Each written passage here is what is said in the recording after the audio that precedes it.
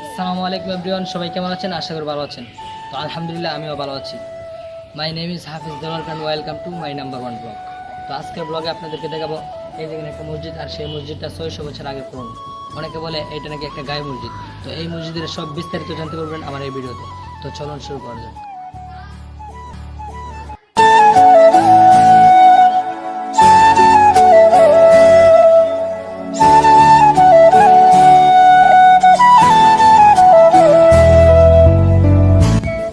তো গাইস, অনেকে এই মসজিদটাকে বলে গায়ে মসজিদ, আর অনেকে অনেক কিছুই বলে।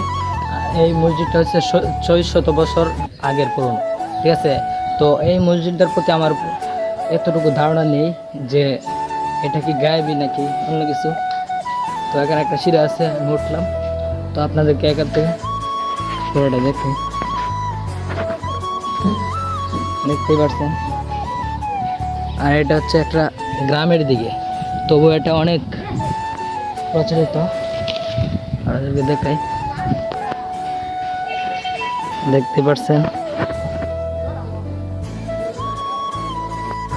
আর এটার লোকেশন হচ্ছে সরাইল ব্রাহ্মণবাড়িয়া। দেখতে পাচ্ছেন মসজিদটা অনেক বড়, আর এটার পাশে একটা অনেক বড় একটা পুকুর আছে। আর মসজিদের বাম পাশে একটা এই কবরস্থান আছে। তো আপনাদেরকে সবগুলোই দেখাবো।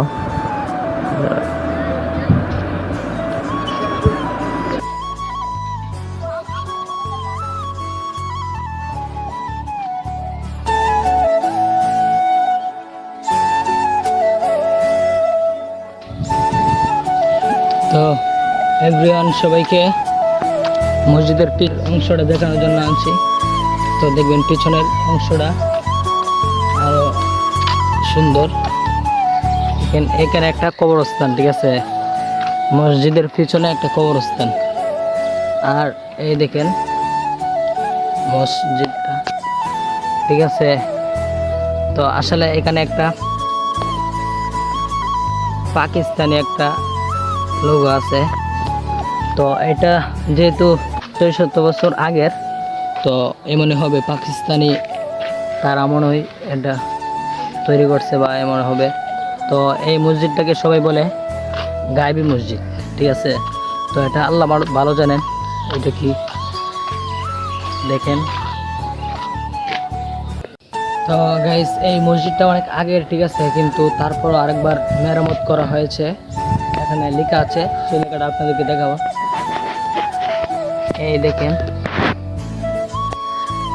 এই দেখেন লেখা আছে 1343 মেরামত থান, ঠিক আছে।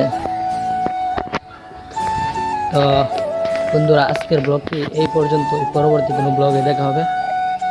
আল্লাহ হাফেজ।